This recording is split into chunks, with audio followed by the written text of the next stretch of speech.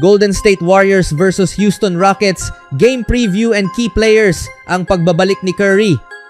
Ang nalalapit na laban sa pagitan ng Houston Rockets at Golden State Warriors ngayong April 6, araw ng Lunes, ay isa sa mga pinaka-inaabangang matchup sa huling bahagi ng regular season ng NBA, lalo na dahil ito ay nagmamarka sa pagbabalik ng kanilang superstar na si Stephen Curry matapos ang matagal na pagkaka-sideline dahil sa injury. At sa ganitong konteksto, ang laban ay hindi lamang simpleng kompetisyon, kundi isang mahalagang sandali na maaaring magdikta ng momentum ng dalawang teams papasok sa playoffs.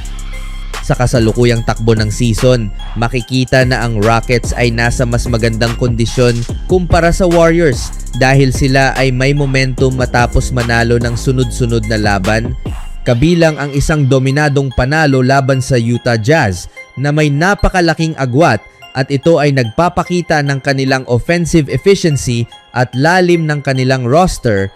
Ang kanilang team ay pinangungunahan ng veteranong superstar na si Kevin Durant na patuloy na nagpapakita ng consistent na scoring at leadership sa loob ng court, kasama ang mga batang players tulad ni Alperen Sengun at Amen Thompson na nagbibigay ng lakas sa opensa at depensa ng team.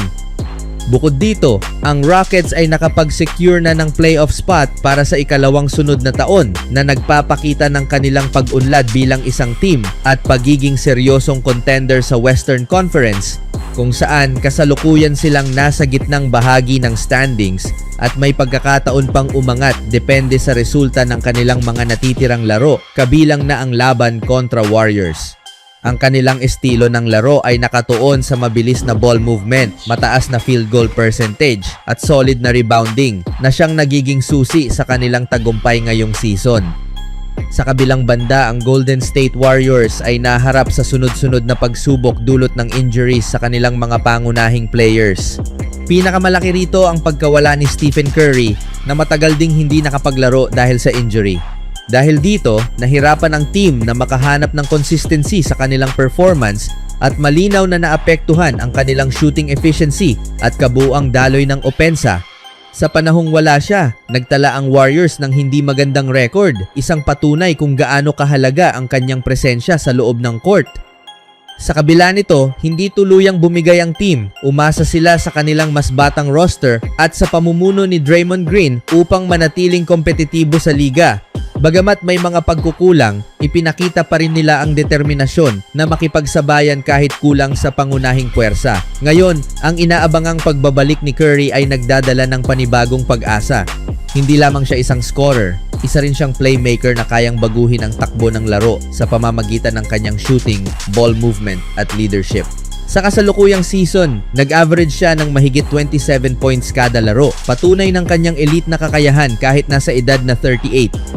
Kung babalikan ang kanilang nakaraang paghaharap nitong Marso, napatunayan ng Warriors na kaya nilang makipagsabayan kahit wala si Curry matapos nilang talunin ng Rockets sa overtime sa isang dikit na laban. Sa larong iyon, umangat ang kanilang mga role players tulad ni Brandon Podziemski at iba pa upang punan ang kakulangan sa scoring, patunay ng lalim ng kanilang roster. Ngunit sa pagkakataong ito, inaasahang magiging ibang-iba ang sitwasyon.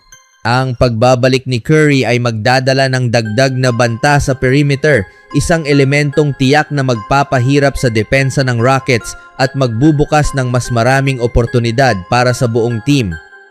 Sa kabilang panig, hindi rin basta-basta ang Rockets dahil mayroon silang kombinasyon ng batang talento at veteranong liderato, at sa kanilang kasalukuyang forma, malinaw na sila ay isa sa mga pinakamapanganib na team sa West, lalo na kapag sila ay naglalaro bilang isang cohesive unit kung saan halos lahat ng starters ay kayang mag-contribute sa scoring, rebounding, at playmaking. At ang ganitong uri ng balanced attack ay maaaring maging susi upang mapigilan ang Warriors kahit pa bumalik si Curry. Isa sa mga pinaka-interesanting aspeto ng laban ay ang tactical adjustments na gagawin ng parehong team dahil inaasahan na ang Warriors ay muling babalik sa kanilang signature style na nakatuon sa ball movement, spacing at 3-point shooting sa pangunguna ni Curry, habang ang Rockets naman ay maaaring mag-focus sa kanilang mabilis na transition offense at physical defense upang limitahan ang epekto ng pagbabalik ng kanilang kalaban.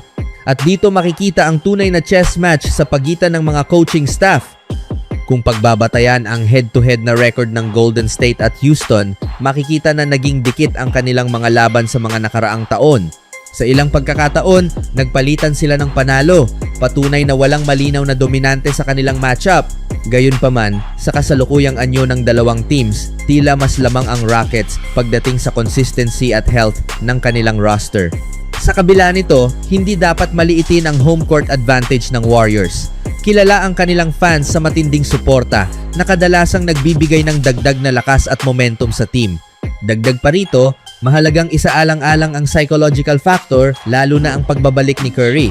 Ang kanyang presensya ay hindi lamang nagpapalakas sa kanilang laro kundi nagbibigay rin ng kumpiyansa at enerhiya sa buong team.